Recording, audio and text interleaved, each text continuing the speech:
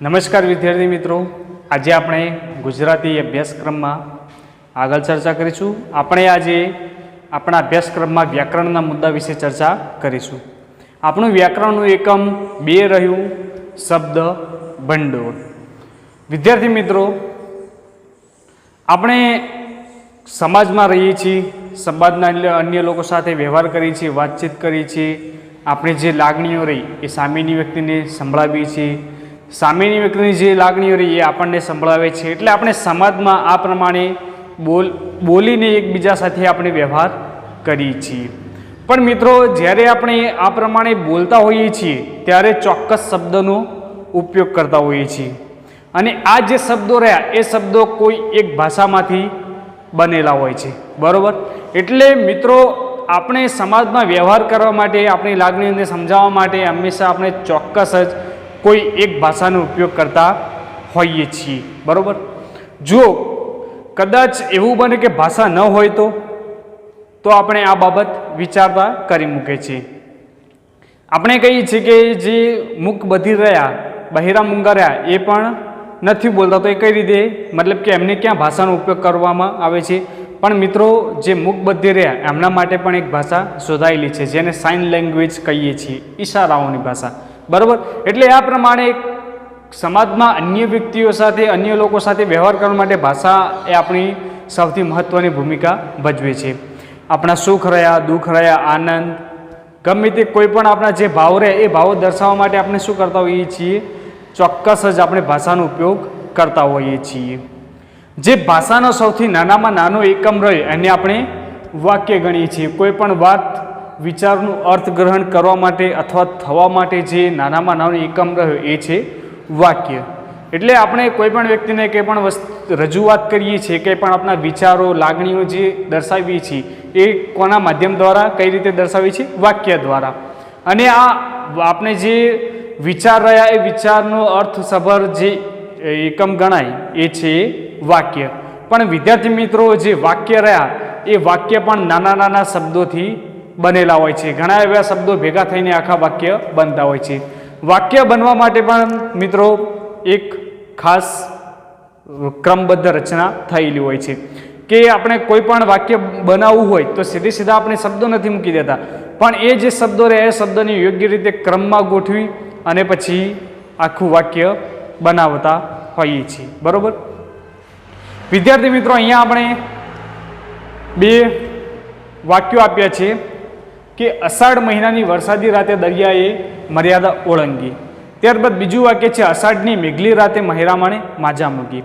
મિત્રો, આ જે બંને વાક્યો રહ્યા, બંને વાક્યોમાં એક જ વસ્તુ કહેવાય છે, બંને વાક્યો સમાન છે.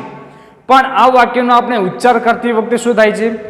જે બીજું વાક્ય રહ્યું એ બીજું વાક્યમાં વધુ આનંદ આવે છે, કારણ કે બીજા વાક્યમાં જે શબ્દો રહ્યા એ શબ્દો એ પ્રમાણે લીધેલા હોય છે, બરાબર. જે પહેલું વાક્ય રહ્યું એ પહેલું વાક્યમાં શબ્દકોશ પ્રમાણે સૈદ્ધાંતિક રીતે શબ્દો મૂકેલા છે, જ્યારે બીજા વાક્યમાં શું કરેલું છે? કવિએ અથવા તો લેખકે ચોક્કસ શબ્દો જે રહ્યા એ શબ્દોનો ચોક્કસ ઉપયોગ કર્યો છે, અને અલગ અલગ જગ્યાએથી જે શબ્દો રહ્યા એ શબ્દોનો પોતે શબ્દો અહીંયા મેળવ્યા છે, બરાબર. એટલે શબ્દકોશમાં જે શબ્દો રહ્યા એ ચોક્કસ સારા એવા શબ્દોનો અહીંયા ઉપયોગ કરીને આ વાક્ય બનાવ્યું છે કે અષાઢની મેઘલી રાતે મહેરામણે માજા મૂકી. તો આ જે બીજું વાક્ય રહ્યું એ બીજું વાક્ય આપણે વાંચવામાં પણ સરસ લાગે છે, અને જાણે આપણે રૂબરૂ જોતા હોઈએ એવો પણ આપણે ભાસ થતો હોય છે.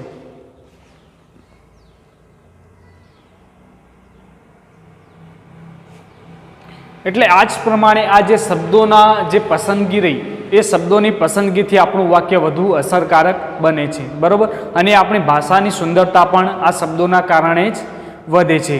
એટલે ટૂંકમાં વિદ્યાર્થી મિત્રો, આપણે જે શબ્દ પસંદ કરીએ છીએ એ શબ્દ પસંદગી જ કોઈ પણ વાક્યની રજૂઆત કરવા માટે અથવા તો લખાણ સારું બનાવવા માટે શબ્દ પસંદગી મુખ્ય અને મહત્ત્વનો આધાર છે. અને સારા શબ્દો પસંદગી કરવાથી શું થાય છે? આપણું વાક્ય સારું બને છે, લખાણ સારું અને અસરકારક પણ બનતું હોય છે. હવે વિદ્યાર્થી મિત્રો, જે ભાષા રહી એ દરેક ભાષાને પોતાનું શબ્દ ભંડોળ હોય છે, બરાબર. અખૂટ એવું શબ્દ ભંડોળ હોય છે, દરેક ભાષાને પોતાના શબ્દો હોય છે. આ શબ્દોનું પ્રમાણ ઘણું બધું હોય છે, અખૂટ શબ્દ ભંડોળ હોય છે. અને સમયે સમયે આ ભાષામાં નવા નવા શબ્દો ઉમેરાતા જતા હોય છે. ટેકનોલોજીના વિકાસના કારણે જે અન્ય નવા શબ્દો પણ આવ્યા છે એ શબ્દો પણ આમાં ઉમેરાતા હોય છે. જેમ કે હાલ નવા નવા વર્તમાનમાં શબ્દો આપણે જોઈએ છીએ, બરોબર. પહેલાંના સમયમાં આવા શબ્દો નહોતા. ધારો કે આપણે જે મોબાઈલ વાપરીએ છીએ તો એન્ડ્રોઈડ મોબાઈલ વાપરીએ છીએ, વોટ્સએપ વાપરીએ છીએ, ત્યારબાદ જે ઇન્ટરનેટ વાપરીએ છીએ, તો આ બધા શું છે, નવા ટેકનોલોજીના કારણે નવા નવા શબ્દો આવ્યા છે, બરોબર. તો આ શબ્દો પણ શું થાય છે, આપણી ભાષામાં ભળી જતા હોય છે. અને આ પ્રમાણે જે કોઈ પણ ભાષાના જે શબ્દો રહે એ શબ્દોનો ભંડાર આ પ્રમાણે વધતો જ જતો હોય છે, બરાબર. અને દરેક ભાષાને પોતાનું શબ્દ ભંડોળ ચોક્કસ જ હોય છે. એટલે ટૂંકમાં જે ભાષાનું અર્થસભર અંગ રહ્યું એ શબ્દો છે, અને શબ્દોની યોગ્ય પસંદગીથી આપણું લખાણ સરસ બને છે. હવે મિત્રો, જે શબ્દોનો કઈ કઈ રીતે આપણે ઉપયોગ કરીએ છીએ અને શબ્દો પ્રમાણે કઈ રીતે અર્થ બદલાતા હોય છે એનું આપણે વિસ્તારથી રજૂઆત કરીએ. ત્યારબાદનો મુદ્દો છે અનેકાર્થી શબ્દો. અનેકાર્થી શબ્દો એટલે કે અલગ અલગ અર્થ ધરાવતા શબ્દો. શબ્દ એક, અર્થ અનેક. શબ્દ એક હોય પણ તેના અર્થો ઘણા બધા એવા અલગ પડતા હોય છે. ઘણી વખત આપણે શું કરીએ છીએ કે જે મૂળાક્ષરો રહ્યા એ મૂળાક્ષરોને પાસે પાસે ગોઠવી દેવાથી શબ્દ બનતો હોય છે. પણ મિત્રો, વાસ્તવમાં આવું હોતું નથી કે જે મૂળાક્ષરો રહ્યા, જે કક્કાવારી રહી, એ કક્કાવારીના જે અક્ષરો રહ્યા એને પાસે ગોઠવી દેવાથી શબ્દો નથી બનતા.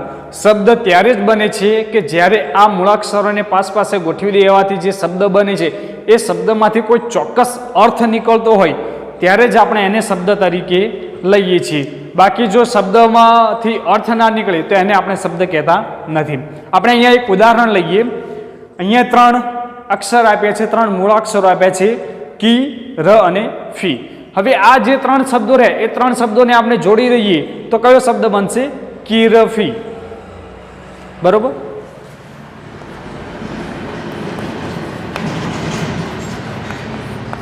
તો વિદ્યાર્થી મિત્રો, આ આપણો શબ્દ બન્યો કીરફી. પણ આપણા ગુજરાતી ભાષામાં શું આ શબ્દનો કોઈ અર્થ નીકળે છે? ના, એનો કોઈ જ અર્થ નીકળતો નથી. એટલા માટે આપણે જે આ કીરફી શબ્દ રહ્યો એને આપણે ગુજરાતી ભાષામાં આપણે શબ્દ નહીં કહીએ. હા, કદાચ બની શકે કે કદાચ કોઈ બીજી ભાષાનો, અન્ય ભાષાનો આ જે કીરફી શબ્દ રહ્યો એમાં અર્થ નીકળતો હોય, અન્ય ભાષામાં આ શબ્દનો અર્થ નીકળતો હોય તો એ ભાષાનો શબ્દ આપણે કહી શકીએ. બાકી આપણે ગુજરાતી ભાષામાં આ શબ્દનો કોઈ અર્થ નીકળતો નથી, એટલે આપણે એને શબ્દ તરીકે નહીં લઈએ. આપણે અહીંયા જોયું કે કીરફી, આ જે મૂળાક્ષરો રહે એને જોડી દીધા તો કીરફી શબ્દ બન્યું. પણ આને આપણે શબ્દ નહીં કહી શકીએ કારણ કે આમાંથી શબ્દ આપણે અર્થ મળતો નથી. પણ હા, જો કદાચ આને આપણે ફીરકી શબ્દ, જે મૂળાક્ષરો રહે ઉલટાઈને શબ્દ બનાવીએ, ઉદાહરણ તરીકે ફીરકી, આપણે આ શબ્દ બનાવીએ તો શું થશે? આ આપણા ગુજરાતી ભાષાનો શબ્દ છે. ફીરકી એટલે જે આપણે ઉત્તરાયણમાં જે દોરી હોય છે, દોરી લપેટવા માટે જે વસ્તુનો ઉપયોગ કરીએ છીએ એને આપણે ફીરકી કહીએ છીએ. તો આપણે ગુજરાતી ભાષામાં ફીરકી શબ્દનો અર્થ નીકળે છે તો આપણે ગુજરાતી ભાષામાં ફીરકી શબ્દ કહીશું, અથવા તો આપણા ગુજરાતી ભાષાનો ફીરકી શબ્દ છે. આ પ્રમાણે આપણે જે કોઈ પણ મૂળાક્ષરો રહ્યા એ મૂળાક્ષરોને પાસે ગોઠવી દેવાથી શબ્દ નથી બનતો, પણ એ શબ્દમાંથી ચોક્કસ અર્થ નીકળે તો જ એને આપણે શબ્દ તરીકે લઈએ છીએ. હવે વિદ્યાર્થી મિત્રો, જે શબ્દો રહ્યા એ દરેક શબ્દ ઓછામાં ઓછો એક અર્થ તો ધરાવતા હોય જ છે. કોઈ પણ શબ્દો હોય એ કોઈ પણ શબ્દોનો ઓછામાં ઓછો એક અર્થ તો નીકળતો હોય છે, પણ ઘણા એવા શબ્દો હોય છે જેના એકથી વધારે પણ અર્થો નીકળતા હોય છે. હવે આપણે અહીંયા ઉદાહરણ આપ્યા છે, 3 વાક્ય આપ્યા છે, એના સંદર્ભમાં સમજીએ. પહેલું વાક્ય આપ્યું છે કે એક કહે હદ થાય હવે નહીં ભાંડું વિજોગ ખમાતો. આ જે વાક્ય રહ્યું એ વાક્ય આપણે ગુજરાતી પુસ્તકના 11માની પુસ્તકના જે મારી ફળીના ઝાડવા 2 પદ્ય રહ્યું એમાંથી આ વાક્ય લેવામાં આવેલું છે, બરાબર. અહીંયા કહ્યું છે કે એક કહે હદ થાય હવે નહીં ભાંડું વિજોગ ખમાતો. એમાં જે આ હદ શબ્દ રહ્યો તો હદ શબ્દનો આપણે આપણા ગુજરાતી ભાષાના અર્થ પ્રમાણે લઈએ તો હદનો અર્થ શું થાય? સમય. જે હદ શબ્દનો અર્થ શું થાય? તો સીમા, મર્યાદા, અંત, એવો અર્થ નીકળતો હોય છે. પણ વિદ્યાર્થી મિત્રો, આ વાક્યમાં આપણે આ જે 3 અર્થ નીકળ્યા છે કે સીમા, મર્યાદા, અર્થ, એને સંદર્ભમાં આ શબ્દ આપણે જોઈએ તો શું આ શબ્દ વાક્યમાં અર્થ બંધ બેસે છે? નથી બેસતો. કારણ કે હદનો અર્થ શું થાય છે? સીમા, મર્યાદા, અંત, બરાબર, એવો અર્થ નીકળતો હોય છે. પણ અહીંયા આ શબ્દ સાથે આ જે અર્થો રહે એ અર્થ બંધ બેસતો નથી. અને આ વાક્યમાં પણ આ જે 3 અર્થો રહે એ અર્થોનો વાક્ય સાથે કોઈ પણ સંબંધ બંધ બેસતો નથી, બરાબર. એટલે આ જે શબ્દ રહ્યું અહીંયા યોગ્ય ન કહેવાય. પરંતુ વિદ્યાર્થી મિત્રો અહીંયા એ શબ્દ જુઓ કે હદ થાય. આ આખો શબ્દ હદ થાય. એ હદ થાય એટલે આ જે હદ થાય શબ્દ એ રૂઢ થયેલો છે, શબ્દ સમૂહ દ્વારા ઉપજેલો છે, જેને હદ થાય એટલે કે સહન થતું નથી એવો અર્થ નીકળે છે, બરાબર. એટલે સમગ્ર વાક્યના સંદર્ભમાં આપણે હદ શબ્દ નહીં પણ હદ થાય એવો શબ્દ સમૂહના અર્થ લઈ અને આપણે આ વાક્ય વાંચવું પડે અને એના દ્વારા આપણે આ અર્થ સમજવો પડતો હોય છે, બરાબર. અહીંયા આપણે જોયું કે હદ શબ્દના ત્રણ અર્થ નીકળે છે, બરાબર. સીમા, મર્યાદા, અર્થ, અંત. છતાં પણ અહીંયા આ વાક્યમાં બંધ બેસતું નથી. પણ આપણે આ હદ શબ્દને કઈ રીતે લઈએ છીએ?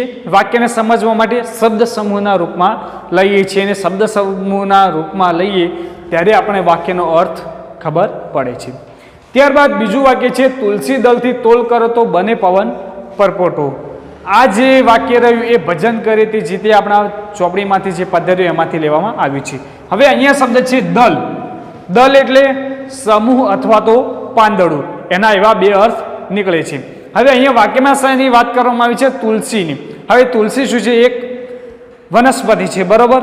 તો આ વનસ્પતિમાં શું હોય છે? પાંદડા તો હોય છે. તો અહીંયા જે તુલસી દલથી તોલ કરો એટલે કે જે દલ રહ્યું એ દલનો અર્થ પાંદડું. તો આ જે શબ્દ રહ્યો તુલસી દલ એ અહીંયા બરોબર બંધ બેસે છે. ત્યારબાદ ત્રીજું વાક્ય રહ્યું કે સડકની એક બાજુ ઝાડોની હાર હતી. હવે અહીંયા હાર શબ્દ રહ્યું તો હાર શબ્દનો આપણે કયા અર્થ નીકળશે? હાર એટલે કે પરાજય, બરોબર. ત્યારબાદ જે ફૂલોની હારમાળા રહી એ ફૂલોનો હાર, ગળામાં સ્ત્રીઓ જે પહેરે છે ઘરેણું એને પણ આપણે હાર કહીએ છીએ. અને જે હારમાળાઓ રહી, હારમાળા ચોક્કસ ક્રમમાં એક જે વસ્તુઓ ગોઠવાયેલી હોય છે અને આપણે હારમાળા કહીએ છીએ. તો હારમાળા આવા અર્થ નીકળે છે. વાક્યમાં શું કહ્યું છે? સડકની એક બાજુ ઝાડોની હાર હતી એટલે કે ઝાડોની ક્રમબદ્ધ પંક્તિઓ, ઝાડો ક્રમબદ્ધ રીતે ગોઠવાયેલા હતા. એટલે અહીંયા શબ્દ કયો અર્થ લાગશે? હારમાળા, બરોબર. તો આ જે હાર શબ્દ રહ્યો એ વાક્યમાં બરોબર બંધ બેસે છે.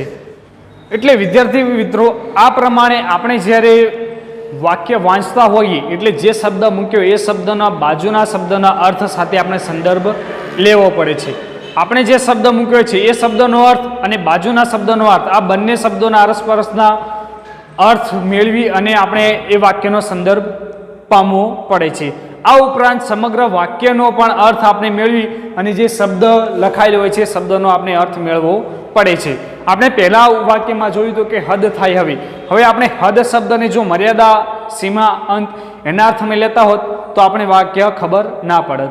પણ આપણે શું કર્યું કે આજુબાજુનું આખું જે વાક્ય રહ્યું એ વાક્યના સંદર્ભમાં આપણે આ શબ્દ સમજ્યો, બરાબર, કે હદ થાય એટલે કે સહન થતું નથી.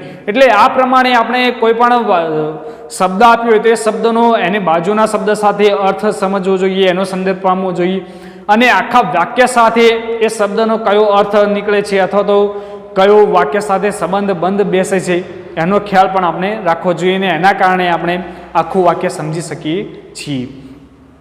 ઘણીવાર વિદ્યાર્થી મિત્રો આપણે શું કરતા હોઈએ છીએ કે કંઈ વાક્ય લખતી વખતે અથવા તો બોલતી વખતે જે શબ્દ આપણે ઉપયોગ કરવાનો હોય છે એના કરતાં બીજો કંઈક શબ્દ જો બોલી દેતા હોઈએ તો શું થાય છે કે આખું વાક્ય આપણું ખોટું પડતું હોય છે. અથવા તો સામેની વ્યક્તિને જ્યારે આપણે કંઈ બોલતા હોય અને એક શબ્દ મૂકવામાં ભૂલ થઈ જાય, સારા એક શબ્દને બદલે એની જગ્યાએ કંઈક બીજો શબ્દ મુકાઈ જાય તો સામેની વ્યક્તિને દુઃખ પહોંચે એવું પણ વાક્ય બોલાઈ જતું હોય છે. એનું એક ઉદાહરણ જોઈએ. અહીંયા કહ્યું છે કે તે બહુ સારું બોલે છે. અહીંયા સારું શબ્દનો અર્થ શું થાય છે કે મનને ગમે, કાનને પ્રિય લાગે એવા વાક્યો બોલે છે, તે બહુ સારું બોલે છે. પણ સામેની વ્યક્તિને જ્યારે કોઈ વ્યક્તિ આ પ્રમાણે કહેતો હોય કે આ વ્યક્તિ બહુ સારું બોલે છે તો એ શું થયું કે સામેની વ્યક્તિને થોડો આનંદ પણ આવશે અને એ જે બોલે છે એ આપને કાનને પ્રિય લાગે છે, ગમે છે એવું વાક્ય બોલે છે એવો અર્થ આ વાક્ય પ્રમાણે નીકળે. પણ અહીંયા જુઓ, તે બહુ વધારે બોલે છે. વધારે એટલે કે ખોટું, નકામું, વ્યર્થ, આખો દિવસ બોલ કરતું હોય, જે કામ વગરનું જે બોલબોલ કરતો હોય એના સંદર્ભમાં આપણે આ વાક્ય લઈએ છીએ.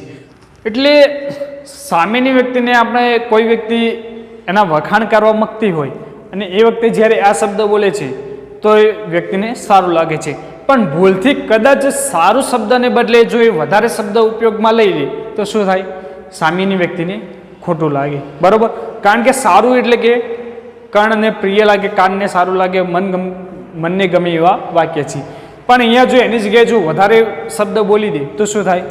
સામેની વ્યક્તિને ખોટું પણ લાગી શકે એવો અર્થ નીકળે છે. એટલે આ પ્રમાણે મિત્રો આપણે જ્યારે શબ્દનો ઉપયોગ કરતા હોઈએ એટલે શબ્દનો ઉપયોગ ચોક્કસ, યોગ્ય રીતે અને ચોકસાઈપૂર્વક કરવો જોઈએ. જેના કારણે શું થાય છે? આપણું જે પ્રત્યાયન રહ્યું, આપણું જે સામેની વ્યક્તિને જે સમજાવવા માંગીએ છીએ એ સરસ રીતે સમજાવી શકીએ. બરાબર? પણ જો કદાચ આ પ્રમાણેની ભૂલ થઈ જાય તો આપણે જે વ્યક્તિને કહેવા જતા હોય એના કરતાં પણ વ્યક્તિને ઊંધું અથવા તો ખોટું લાગી શકે છે. એટલા જ માટે કોઈ એક કવિએ કહ્યું છે કે પડે ચડે જીવ વડે જ પ્રાણી વિચારીને યાર ઉચ્ચાર વાણી.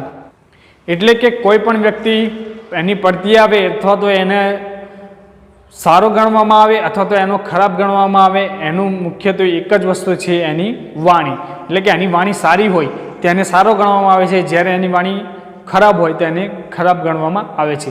એટલે કે માનવીની પડતી અને ચડતી એના જીવ વડે જ થાય છે. બરાબર?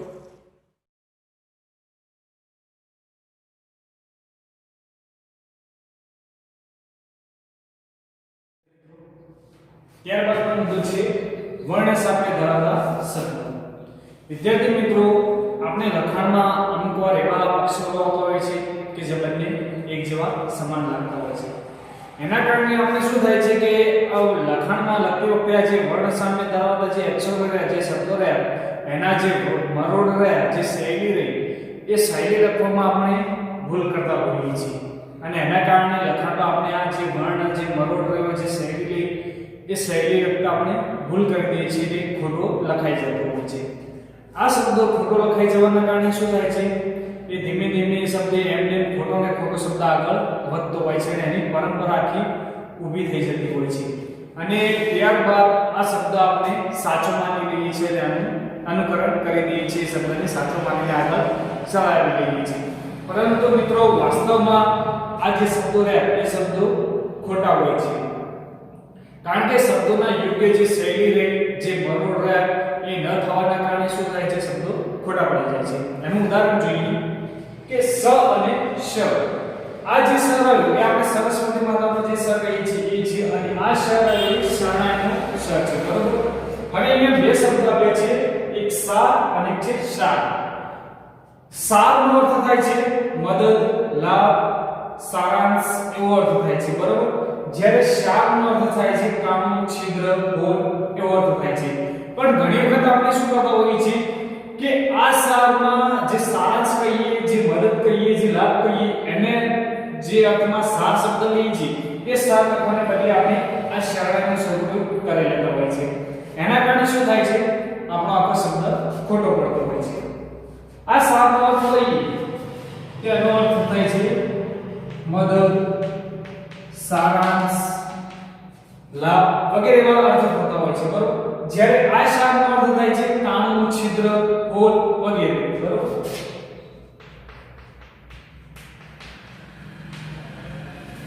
પણ જ્યારે આપણે કાણું, છિદ્ર એના અર્થમાં આ સાર શબ્દ લખતા હોઈએ કે એ વખતે પણ આપણે શું અમુક વાર ભૂલ કરતા હોઈએ છીએ કે શરણાઈના શની જગ્યાએ આ સરસ્વતીના શનો ઉપયોગ કરી લેતા હોઈએ છીએ. એટલે આ પ્રમાણે જે વર્ણ સામ્ય ધરાવતા જે શબ્દો રહે, એમાં અમુક જે શબ્દો રહે એ શબ્દોના શૈલી મરોડ યોગ્ય લખવાના, યોગ્ય ન લખવાના કારણે શું થાય છે? આવા ખોટા શબ્દો લખાઈ જતા હોય છે અને એની આખી પરંપરા ઊભી થતી હોય છે. ત્યારબાદ બીજો શબ્દ છે, અહીંયા મેં શબ્દ લખ્યો છે નુકસાન. આ નુકસાનમાં શરણાઈના શનો ઉપયોગ કર્યો છે. આ શબ્દ તદ્દન ખોટો છે. બરાબર? આપણે કહીએ છીએ કે નુકસાન, વાંચવામાં આપણે વાંચીને સમજી પણ લઈએ, પણ લખવામાં શબ્દ શું છે? તદ્દન ખોટો છે. કારણ કે નુકસાનના શરણાઈનો સ ના આવે, એ સરસ્વતીનો સ આવે. જે આ શબ્દ રહ્યો એ શબ્દ સાચો છે. જ્યારે આ શબ્દ આપણે ઘણી વખત લખવામાં આપણે ઝડપ કરતા હોઈએ કે વખતે શું કરી દેતો હોય છે? કોઈ પણ સ લખી દેતા હોઈએ છીએ. અમુક વાર ભૂલથી પણ આપણે શરણાઈનો સ લખી દેતા હોઈએ છીએ. મોટે ભાગે સાચો શબ્દ હોય છે નુકસાનનો, પણ અમુક વાર ભૂલો કરી દેતા હોય છે કે જે શબ્દ મૂકવાની જગ્યાએ એના જેવો બીજો શબ્દ મૂકી દેતા હોય છે. એના કારણે શું થાય છે, આ પ્રમાણે શબ્દોમાં ભૂલ થતી હોય છે. આપણે પરીક્ષામાં અથવા તો ગમે ત્યાં આવા પ્રશ્નો આવતા હોય છે કે જે શબ્દ એ શબ્દ સાચા લખો અથવા તો વાક્ય જે હોય છે એ વાક્યમાં જે પ્રત્યયો કે શબ્દો ખોટા આપ્યા હોય એને ફરીથી સુધારીને સાચા લખો. તો એમાં જે પ્રશ્નો આપ્યો હોય છે આ પ્રમાણેના હોય છે કે જે શબ્દ રહ્યા એ શબ્દમાં કોઈ જગ્યાએ ખોટા શબ્દો લખી દીધા હોય અથવા તો એના પ્રત્યયો ખોટા લખી દીધા હોય ને એનાથી આપણે સાચા શબ્દો લખવાના હોય છે. પણ મોટે ભાગે આપણે આ પ્રમાણેની ભૂલ કરતા હોઈએ છીએ. ત્યારબાદ અહીંયા શરત ચૂક શબ્દ છે ને શરત ભંગ શબ્દ છે, બરોબર. આ જે બંને શબ્દો રહ્યા મિત્રો બંને શબ્દો ખોટા છે. આપણે કોઈને ત્યાં મળવા જવાનું રહી ગયું હોય કે એને આપણે વચન આપ્યું કે હું તમારે ત્યાં આવીશ અથવા તો આ પ્રસંગમાં આવીશ ને આપણે ત્યાં જવાનું રહી ગયું હોય તો આપણે શું કહીએ કે મારી શરત ચૂકથી કે આવવાનું રહી ગયું, બરોબર. પણ આ જે શરત ચૂક લખતી વખતે આપણે જે શબ્દ મૂકીએ છીએ એમાં જો આ શરત ચૂક મૂકીએ તો આ શબ્દ શું થાય છે, ખોટો પડે છે. કારણ કે શરત ચૂકમાં શબ્દ છે એ શરણાઈનો સ ના આવે પણ સરસ્વતીનો સ આવે. જે આ શબ્દ રહ્યો આ શબ્દ સાચો છે કે શરત ચૂક, પણ એની જગ્યાએ આપણે આ શબ્દ જો લખી દઈએ, બોલવામાં તો આપણે ગમે તે શબ્દ બોલીએ, બોલવામાં પણ અમુક લય હોય છે શબ્દમાં, પણ બોલવામાં ભલે આપણે એ રીતે બોલી દેતો તો કંઈ ખાસ ફરક ના પડે, પણ લખવામાં જો આપણે આ પ્રમાણેના ભૂલ કરીએ તો શું થાય છે, આપણો શબ્દ ખોટો પડે છે. અહીંયા શરત ચૂકમાં જે સ શબ્દ રહ્યો એ ખોટો છે, પણ આ જે સ મૂકીએ તો શબ્દ આપણો સાચો થાય. શરત ચૂક એટલે કે કોઈને ત્યાં પ્રોમિસ વચન કર્યું હોય ને જવાનું રહી ગયું હોય તો કોઈ કામ કરવાનું ભૂલી ગયા હોય તો એ શરત ચૂક કહેવાય. મિત્રો જે શરત શબ્દ રહ્યો એ શરત શબ્દ એક શબ્દ છે. શરત એટલે કે બોલી અથવા તો કરાર. શરત શબ્દ એટલે કે બોલી અથવા તો કરાર. એના માટે આ શરત શબ્દ લાગુ પડે છે. પણ જ્યારે આપણે આખું શરત ચૂક શબ્દ લખીએ તો આ શબ્દ નહીં આવે. શરત એટલે કે બોલી અથવા તો કરાર. હવે મિત્રો શરત ભંગ શબ્દ છે, બરોબર. આ શરત ચૂકની જગ્યાએ આ જે શરત છે એ શબ્દ તો ખોટો છે, એની જગ્યાએ શરત ચૂક આવે. હવે અહીંયા બીજો શબ્દ છે શરત ભંગ. તો મિત્રો આ શબ્દ પણ ખોટો છે. અહીંયા શરત ભંગ શબ્દમાં જે આગળ જે સ રહ્યો એ શરણાઈનો સ આવશે, બરોબર. ત્યાં જ આ શબ્દ સાચો બનશે. બાકી આ જે શરત ભંગ શબ્દ રહ્યો તો આ શબ્દ તદ્દન ખોટો છે.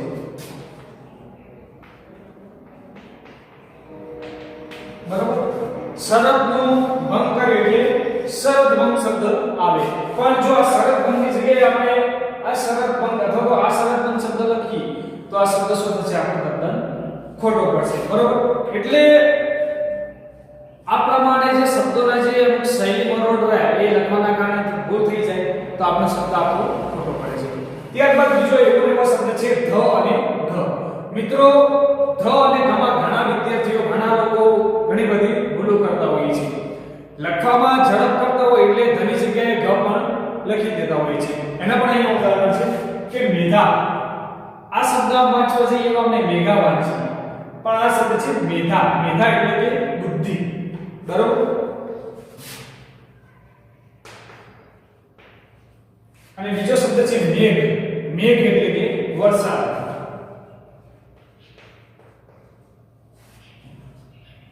ઘણા બાળકો ભણવામાં હોશિયાર હોય તો ઘણા લોકો શું કહે કે આ બાળક મેઘાવી છે, પણ મેઘાવી શબ્દ શું હોય છે, ખોટો હોય છે.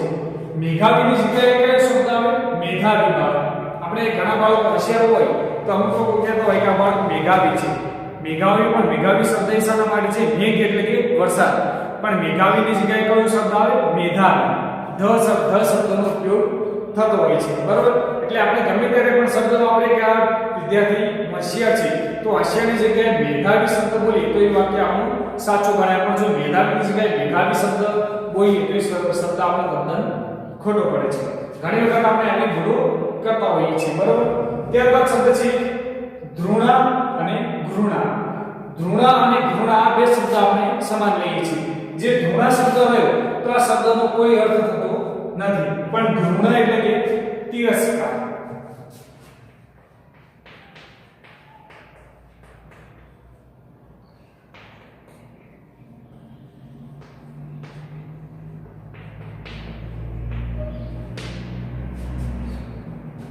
જે ઘૃણા શબ્દ રહ્યો તો એનો અર્થ થતો નથી, પણ ઘૃણા એટલે કે તિરસ્કાર.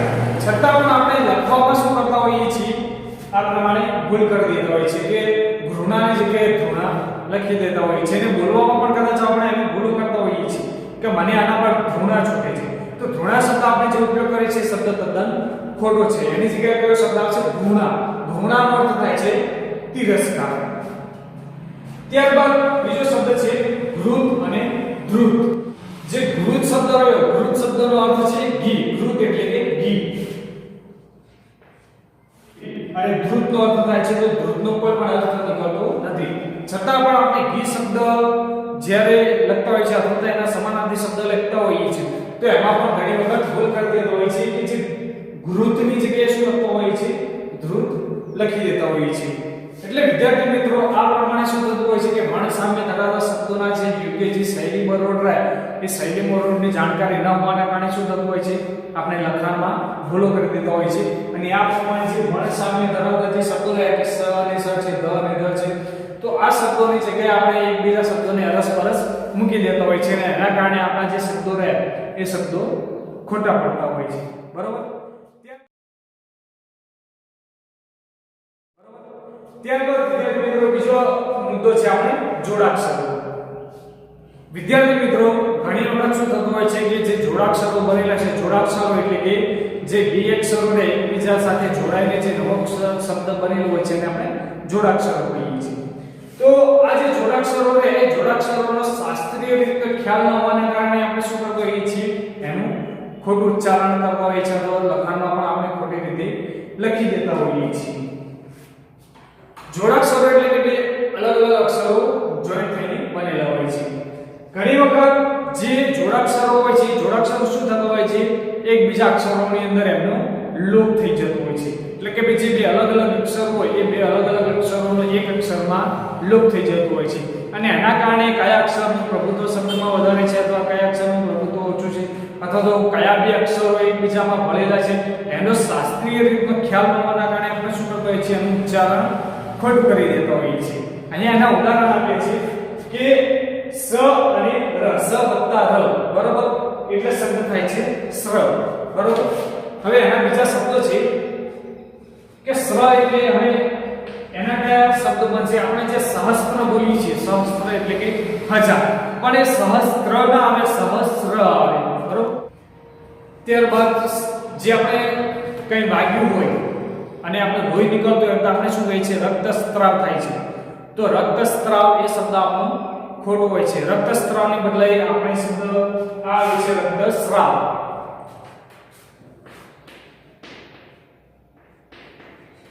ત્યારબાદ શબ્દ છે સ્ત્રો, શ્રુ, હિંસ્ર, શ્રદ્ધરા. તો આ જે શબ્દો રહે એ શબ્દમાં શું હોય છે, કયા શબ્દ, સ અને ર શબ્દનો લોપ થયેલો હોય છે.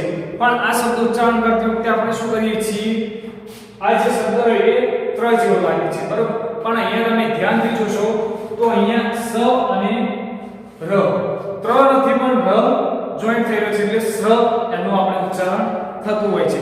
પણ જ્યારે આવા શબ્દોમાં છીએ એટલે આપણે એને સહસ્ત્ર કહીએ છીએ અને સ્ત્રાવ કહીએ છીએ તો આ જે આપણે ઉચ્ચારણ કરીએ છીએ ઉચ્ચારણ તદ્દન ખોટું હોય છે. એની જગ્યાએ શું થતું હોય છે, સહસ્ત્ર, શ્રાવ, ત્રની જગ્યાએ રનું ઉચ્ચારણ આપણે જમા કરવું પડે છે. બરોબર. પણ અમુક વાર ઉચ્ચારણ કરતી વખતે આપણે આવા શબ્દોને ખોટી રીતે લખતા હોઈએ છીએ. બરોબર. ત્યારબાદ બીજો જોડાક્ષર છે સ પ્લસ ર એટલે કે સ્ત્ર. આ સ્ત્રની જગ્યાએ આપણે આ સ્ત્રનો આવા શબ્દોમાં ઉપયોગ કરી દેતા હોઈએ છીએ. બરોબર. જ્યારે આનું બંધારણ અને આનું બંધારણ બંનેનું તદ્દન ભિન્ન છે. અહીંયા સ વત્તા ર થી સ્ત્ર શબ્દ બનેલો છે, જ્યારે સ વત્તા ત વત્તા ર થી સ્ત્ર શબ્દ બનેલો છે. પણ આ સ્ત્રનો ઉપયોગ આપણે આ પ્રમાણે બોલીને કરીએ છીએ કે અહીંયા સહસ્ત્ર શબ્દ આપણે આપીએ છીએ પણ આ સહસ્ત્રમાં આપણે કયો શબ્દનો ઉપયોગ કરીએ છીએ, આ શબ્દનો ઉપયોગ કરીએ છીએ સહસ્ત્ર, જેનું ઉચ્ચારણ તદ્દન ખોટું છે.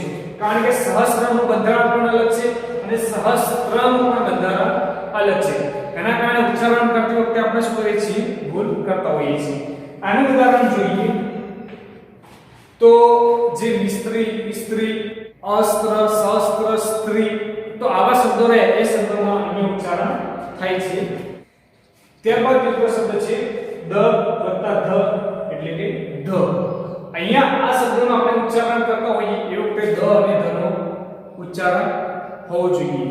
જે યુદ્ધ કહે છે, પદ્ધતિ, શુદ્ધિ, વૃદ્ધિ, વૃદ્ધ, આ જે શબ્દો આપણે ઉપયોગ કરતા હોઈએ એ વખતે શું કરવામાં આવે છે? દ અને ધ નો ઉપયોગ અથવા તો દ અને ધ નું ઉચ્ચારણ થવું જોઈએ. આ પ્રમાણે દ પ્લસ ધ એનાથી કયો શબ્દ મળે છે? ધ. એટલે કે આ દ અને ધ ના શબ્દના સંયોગથી એકબીજામાં લોપ થવાથી ધ શબ્દ બને છે.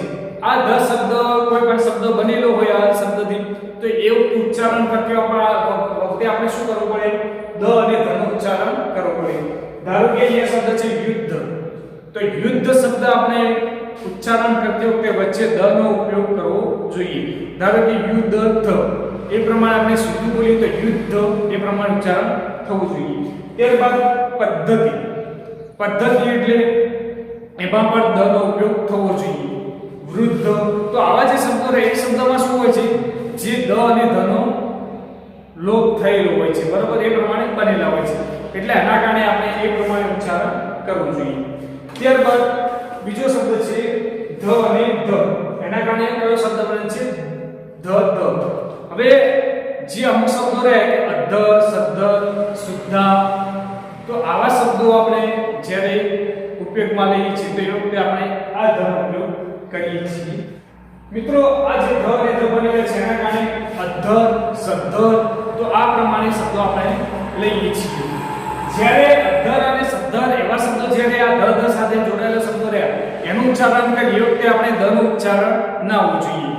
વિદ્યાર્થી મિત્રો અહીંયા જુઓ, દ અને ધ અને ધ અને ધ એનું ઉચ્ચારણ આપણે સમાન જ લાગશે, બરાબર, પણ આ દ અને ધ નું બંધારણ અને આ ધ નું બંધારણ બંને અલગ છે. આ ધ ના બંધારણમાં દ અને ધ નો ઉલ્લેખ થયેલો છે, એટલે કે દ અને ધ નો ઉપયોગ થયેલો છે. જ્યારે આ શબ્દમાં ધ અને ધ નો ઉપયોગ થયેલો છે. પણ ઘણી વખત આપણે ઉચ્ચારણ કરતી વખતે શું કરીએ છીએ? આ જે બંને ધ રહે એ બંને ધ ની એક સમાન લઈ લેતા હોઈએ છીએ. જ્યારે વાસ્તવમાં બંનેનું બંધારણ શું થયેલું હોય છે? એકદમ તદ્દન અલગ અલગ થયેલું હોય છે. એટલે વિદ્યાર્થી મિત્રો આપણે જે જોડાક્ષરો રહે એ જોડાક્ષરોનો શાસ્ત્રીય રીતે ખ્યાલ ન હોવાના કારણે શું થતું હોય છે? એનું ઉચ્ચારણ આપણે અલગ રીતે કરતા હોઈએ છીએ, બરોબર. તો આ પ્રમાણે જે આ શાસ્ત્રીય રીત રહી એનું જે બંધારણ રહ્યું એ બંધારણનો જો આપણે ખ્યાલ હોય તો આપણે એને સરળતાથી આપણે શબ્દનું ઉચ્ચારણ કરી શકીએ છીએ. જેમ કે આ સ્ત્ર અને સ્ર અને સ્ત્ર, ધ અને ધ, બરોબર. આ જે આ શબ્દો રહે એ શબ્દો જે પાસ મુકાય છે તો આ શબ્દો આપણે ઉપયોગમાં લઈએ છીએ. તો આ બંને જે એક જેવા શબ્દો રહે એને અરસ આપણે બોલી દેતા હોઈએ છીએ, જેના કારણે આપણું ઉચ્ચારણ ખોટું પડતું હોય છે.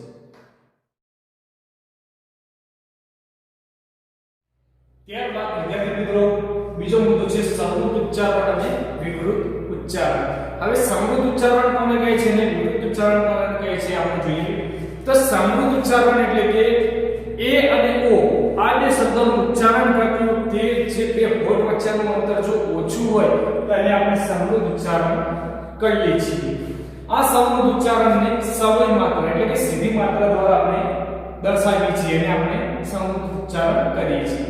સમૃદ્ધ ઉચ્ચારણમાં હંમેશા વિદ્યાર્થી મિત્રો જ્યારે એ અને ઓ નું ઉચ્ચારણ કરીએ છીએ એ વખતે બંને હોઠ વચ્ચેનું અંતર ઓછું હોય છે અને એને સવય માત્રા એટલે કે સીધી માત્રા દ્વારા આપણે દર્શાવીએ છીએ. ત્યારબાદ વિવૃત ઉચ્ચારણ.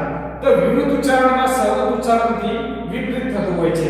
એટલે કે વિવૃત ઉચ્ચારણમાં એ અને ઓ નું ઉચ્ચારણ કરતી વખતે જે બે હોઠ વચ્ચેનું અંતર એ વધારે હોય છે અને આ વિવૃત ઉચ્ચારણમાં જે માત્રા હોય છે એ અવળી માત્રા એટલે કે ઊંધી માત્રા દ્વારા દર્શાવવામાં આવે છે, બરોબર.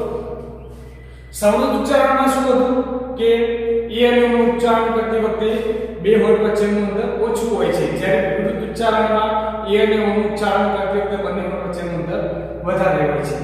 સવૃત ઉચ્ચારણને સીધી માત્રામાં સવળી માત્રામાં દર્શાવવામાં આવે છે, જ્યારે વિવૃત ઉચ્ચારણને ઊંધી માત્રા અથવા તો અવળી માત્રા દ્વારા દર્શાવવામાં આવે છે. એના ઉદાહરણ જોઈએ તો જે સવૃત ઉચ્ચારણનું જે ઉદાહરણ એમાં શબ્દ છે મોર. મોર એટલે આપણું જે રાષ્ટ્રીય પક્ષી છે એ મોર. જ્યારે વિવૃત ઉચ્ચારણમાં મોર, અહીંયા જુઓ જે બંને શબ્દમાં જે માત્રા હોય એ માત્રાને અલગ અલગ રીતે દર્શાવી છે. અહીંયા સીધી રીતે માત્રા દર્શાવી છે, જ્યારે અહીંયા અવળી રીતે માત્રા દર્શાવે છે. એના કારણે શું થાય છે, આપણું ઉચ્ચારણ અલગ પડી જાય છે. અહીંયા મોર શબ્દ આપણે વાપરીએ છીએ. મોર એટલે કે આપણું જે રાષ્ટ્રીય પક્ષી મોર આવ્યું તે. જ્યારે અહીંયા મોર શબ્દ છે, મોર એટલે જે આપણે લીમડા પર જે ફૂલ લાગતા હોય છે અથવા તો આંબા પર જે ફૂલ લાગતા હોય છે એને આપણે મોર કહીએ છીએ. તમારા ટેસ્ટમાં પણ આપણે આ પ્રશ્ન પૂછાયેલો હતો, બરાબર, કે મોર અને મોર, બરાબર. તો બંનેનો અર્થ આપો. તો મોર એટલે આપણું રાષ્ટ્રીય પક્ષી ને મોર એટલે કે જે લીમડા અથવા તો આંબા પર જે ફૂલ આવે છે મોર. ત્યારબાદ શબ્દ છે ગોળ. ગોળમાં પણ અહીંયા જો સીધી માત્રા દર્શાવી છે અને આ ગોળમાં આપણે શું કરીએ છીએ, અવળી માત્રા દર્શાવી છે, બરાબર. આ ગોળ એટલે જે વર્તુળ કહીએ છીએ, જે સર્કલ કહીએ છીએ, જે રાઉન્ડ કહીએ છીએ, ગોળ, બરાબર. જ્યારે આ ગોળ એટલે જે આપણે ખાવાનો જે મીઠો પદાર્થ રહ્યો એને આપણે ગોળ કહીએ છીએ. ત્યારબાદ શબ્દ છે ચોરી.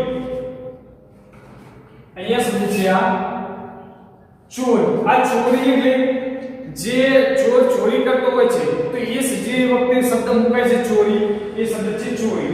જ્યારે અહીંયા ચોરી, ચોરી એટલે લગ્ન મંડપમાં જે બંને દંપતી હોય છે, જે ભવિષ્યના પતિ પત્ની બનવાનો હોય છે, એ જ્યારે ફેરા ફરે છે, એ ફેરા જે બનાવવામાં આવેલો હોય છે, જે મંડપ બાંધવામાં આવે છે, એને આપણે ચોરી કહીએ છીએ, બરાબર. એટલે આ પ્રમાણે જે સમૃદ્ધ ઉચ્ચારણ અને વિકૃત ઉચ્ચારણ, આનું ઉચ્ચારણ કરતી વખતે પણ આટલા ભેદ પડતા હોય છે, બરાબર. પણ આપણે શું કરીએ છીએ, લખવામાં પણ અહીંયા ભૂલ કરી દેતા હોય છે. મોર માટે પણ એ જ પ્રમાણે લખતા હોય છે અને મોર માટે પણ આપણે જે માત્રા હોય છે એ એક સરખી દર્શાવતા હોય છે. એના કારણે શું થતું હોય છે, આપણે ભૂલ થતી હોય છે. જ્યારે આપણે સૈદ્ધાંતિક રીતે જોવા જઈએ, એટલે કે શાસ્ત્રીય રીતે જોવા જઈએ, તો બંનેના અર્થ અલગ પડતા હોય છે. ત્યારબાદ છે અનુસ્વાર. વિદ્યાર્થી મિત્રો, અમુક એવા શબ્દો હોય છે કે જેની ઉપર આપણે અનુસ્વાર મૂકવામાં ભૂલ કરીએ તો આખો શબ્દ વિરોધી બની જતો હોય છે, બરાબર. અહીંયા શબ્દ છે પ્રિયંવદા. પ્રિયંવદા એટલે કે પ્રિય એટલે કે સરસ, સારું, અને વદા એટલે કે બોલનારી. પ્રિય એટલે કે મીઠું અને વદા એટલે કે બોલનારી. પ્રિયંવદા એટલે કે મીઠું બોલનારી.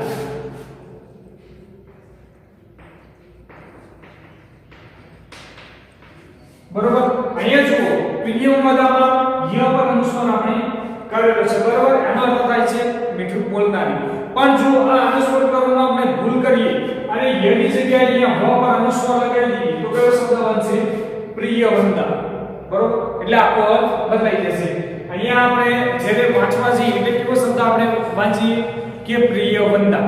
પ્રિયંવદા વાંચવાની જગ્યાએ આપણે પ્રિયવંદા વાંચી દઈએ છીએ, જેનો કોઈ અર્થ થતો નથી, બરાબર. જે વંદરો એક પ્રકારનું જીવ છે, બરાબર. તો અહીંયા આ પ્રમાણે અર્થનો અનર્થ થઈ જતો હોય છે. આપણે બોલવા જતા હોઈએ છીએ પ્રિયંવદા, પણ બોલાઈ જાય છે પ્રિયવંદા. એ ફક્ત એક અનુસ્વારના કારણે, કે અનુસ્વાર ખોટી જગ્યાએ લખાઈ ગયા હોય છે એના કારણે. ત્યારબાદ શબ્દ છે શકુંતલા. શકુંતલા. તો શકુંતલા શું છે, એક પૌરાણિક પાત્ર છે, બરાબર. ઋષિમુનિઓમાં એક હતી એક સ્ત્રી જેને શકુંતલા કહેવાતી હતી. હવે શકુંતલાની જગ્યાએ આપણે જે કુ પર અનુસ્વાર છે એની જગ્યાએ ત પર અનુસ્વાર લગાવી દઈએ તો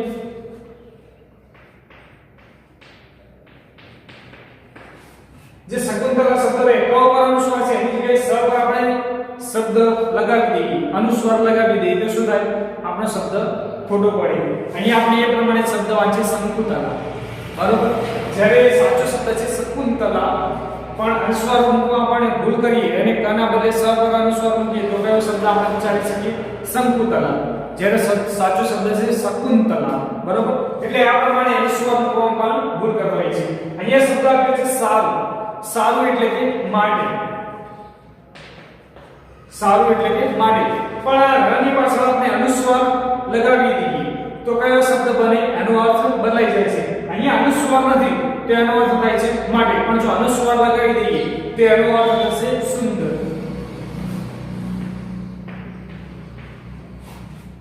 એટલે વિદ્યાર્થી મિત્રો, આ પ્રમાણે અનુસ્વાર લખવામાં પણ આપણે ભૂલ કરીએ તો એના કારણે શું થતું હોય છે, આપણો આખો શબ્દ ખોટો પડી જતો હોય છે, ઉચ્ચારણ આખું ખોટું કરતું હોય છે, બરોબર. તો વિદ્યાર્થી મિત્રો, આપણે જે વ્યાકરણનો મુદ્દો રહ્યો આ ક્લાસ સુધી રાખીએ છીએ. બાકીનું જે અડધું વ્યાકરણ રહ્યું એ બીજા વિડીયોમાં વિડીયોમાં આપણે જોઈશું. ધન્યવાદ.